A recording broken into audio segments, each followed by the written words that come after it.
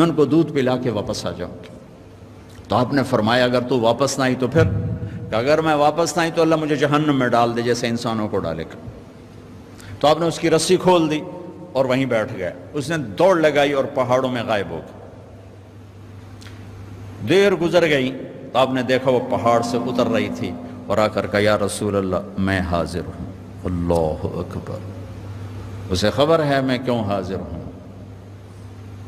یہ ہمارے فیصل آباد کا بازار والا 10 روپے کے پیچھے وہ جھوٹ بولتا ہے کہ زمین آسمان کانپ اٹھتے ہیں۔ آپ نے اس کو رسی سے باندھ دیا اور پھر بیٹھ گئے۔ دیر گزری، وہ صحابی ہے جنہوں نے پکڑا تھا شکار کے لیے، وہ دیکھ کے پریشان ہو گئے، یا رسول اللہ آپ کیسے؟